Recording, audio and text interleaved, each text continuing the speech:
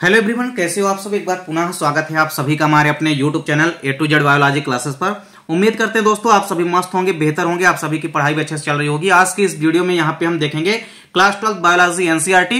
देखिए board exam के लिए आपके जो काफी इंपोर्टेंट प्रश्न है, यहाँ पे हम ऐसे आपको टॉप 20 क्वेश्चन बताने वाले हैं जो कि आपके एनुअल एग्जाम में काफी इंपोर्टेंट है। पेपर से पहले आप इन 20 क्वेश्चनों को अवश्य पढ़ के जाएं, क्योंकि यह अति महत्वपूर्ण प्रश्न है जो कि अक्सर आपके एग्जाम में पूछे जाते हैं और यहां से डेफिनेट रूप से कई सारे इंपोर्टेंट क्वेश्चन आपके एग्जाम में पूछे जाएंगे।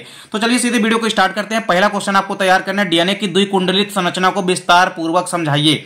यानी डीएनए की द्विकुंडलित संरचना आपको तैयार करनी है। अगला क्वेश्चन है, डीएनए फिंगरप्रिंटिंग क्या होती है, डीएनए फिंगरप्रिंटिंग को समझाइए तथा इसकी उपयोगिता भी लिखना है।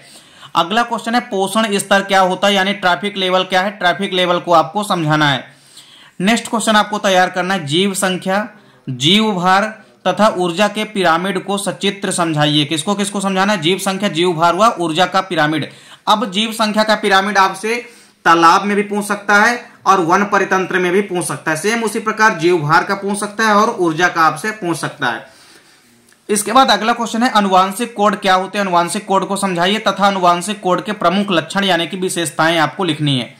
नेक्स्ट क्वेश्चन है, शुक्राणु की संरचना को सचित्र समझाइए, यानी स्ट्रक्चर ऑफ स्पर्म, स्पर्म की संरचना आपको तैयार करनी है। अगला क्वेश्चन है, अनिषेक जनन, अनिषेक फलन तथा बहुभ्रूणता को समझाइए। तीन छोटे छोटे क्वेश्चन है, अनिषेक जनन, अनिषेक फलन तथा बहुभ्रूणता, यानी कि पार्थिनोजेनेसिस, पार्थिनोकार्पी और पॉली एम्ब्रियोनी, तीनों क्वेश्चन आपको तैयार करना है। नेक्स्ट क्वेश्चन है, टेस्ट ट्यूब बेबी क्या होती है, यानी कि परख नली शिशु को आपको तैयार करना है। इसके अलावा एमनियोसेंटेसिस क्या होती है, इसको भी आपको तैयार करना है।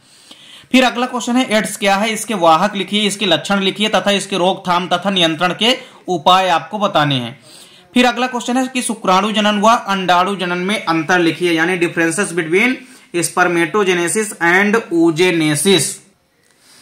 अगला क्वेश्चन है, व्यसन या एडिक्शन क्या होता है, व्यसन के प्रमुख कारण आपको तैयार करना है।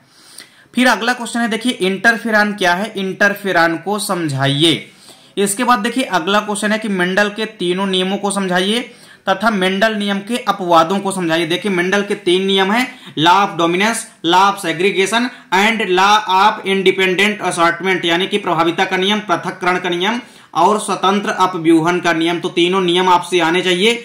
और इसके अलावा मेंडल नियम के जितने भी अपवाद हैं, चाहे वो आपका इनकम्प्लीट डोमिनेंस हो यानी कि अपूर्ण प्रभाविता हो, चाहे आपका कोडोमिनेंस या सह प्रभाविता हो, या इसके अलावा बहुप्रभाविता हो, आपसे तीनों के तीनों जो मेंडल नियम के मुख्य रूप से 4 अपवाद हैं, लेकिन आपको अपूर्ण प्रभाविता और सह प्रभाविता आपको अच्छे से तैयार करना है। इसके बाद अगला क्वेश्चन आपको तैयार करना है, जीन क्लोनिंग क्या है, इसकी विधियों को समझाइए। देखिए जीन क्लोनिंग की 2 विधियां हैं, एक तो डीएनए पुनर्योजन तकनीक द्वारा जीन क्लोनिंग होती है और एक पीसीआर यानी कि पॉलीमरेज चेन रिएक्शन अपक्रिया है। दोनों ही क्वेश्चन आपको तैयार करने हैं, यानी जीन क्लोनिंग की दोनों विधियां आपको कंपलसरी तैयार करके जाना है एग्जाम में। अगला क्वेश्चन है, डीएनए व आरएनए में अंतर, तो काफी इंपोर्टेंट डिफरेंस है, आपको तैयार करके ही जाना है। नेक्स्ट क्वेश्चन है, स्टेम सेल तकनीक क्या होती है, इसकी आपको उपयोगिता तैयार करनी है। इसके बाद अगला क्वेश्चन है कि समयुग्मजी व विषमयुग्मजी में अंतर बताना है, यानी आपको डिफरेंस बताना है होमोजाइगस और हेटेरोजाइगस के मध्य। इसके अलावा एक और अंतर आपको तैयार करना है, जीन प्ररूप व लक्षण प्ररूप में, यानी कि जीनोटाइप और फिनोटाइप में। नेक्स्ट क्वेश्चन आपको तैयार करके जाना है, हीमोफीलिया तथा वर्णांधता की वंशागति को समझाइए तथा वंशागति के प्रकारों को समझाइए। अब देखिए वंशागति से क्वेश्चन किस प्रकार से पूछा जाएगा, तो वंशागति से कुछ क्वेश्चन इस प्रकार से पूछा जाएगा। जैसे मान लीजिए यदि हम बात करते हैं हीमोफीलिया की वंशागति की, तो आपसे पेपर में क्वेश्चन पूछेगा कि यदि किसी सामान्य स्त्री का विवाह किसी हीमोफीलिक पुरुष के साथ कर दिया जाता है तो होने वाली संतानों में हीमोफीलिया की वंशागति को समझाइए। तो इस प्रकार से आपको कंडीशन दी जाएगी और सभी प्रकार की कंडीशन का आपसे आना चाहिए। इसके बाद अगला क्वेश्चन आपको तैयार करना है, द्विनिषेचन और त्रिक संलयन, दोनों क्वेश्चन इंपोर्टेंट है। डबल फर्टिलाइजेशन और त्रिक संलयन यानी कि त्रिसंलयन, या इसको हम ट्रिपल फिजन भी कहते हैं। इसके बाद निम्न पर टिप्पणी लिखिए। आपको छोटे छोटे क्वेश्चन यहाँ पे कई सारे हैं जिन पर आपको 60 टिप्पणी तैयार करनी है, जिसमें पहला है एलर्जी, इसके बाद टीकाकरण यानी कि वैक्सीनेशन, इसके बाद सामक औषधियां क्या होती है, इन पर टिप्पणी लिखना है। इसके अलावा गिफ्ट और जिफ्ट क्या होते हैं, इन पर टिप्पणी लिखना है। कभी कभी आईयूडी पर और आईयूसीडी पर भी टिप्पणी पूछ ली जाती है। इसके अलावा आपको साइकोट्रॉपिक औषधियां क्या होती है, इन पर टिप्पणी लिखनी है। वह ट्यूबेक्टोमी तथा वैसेक्टोमी क्या होती है, इनको आपको समझाना है। और इसके अलावा आपको जनसंख्या वृद्धि के कारण भी तैयार करना है।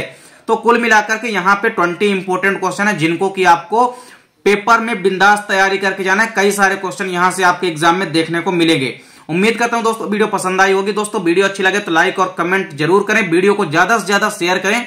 मिलते हैं दोस्तों नेक्स्ट वीडियो में, तब तक के लिए जय हिंद, वंदे मातरम।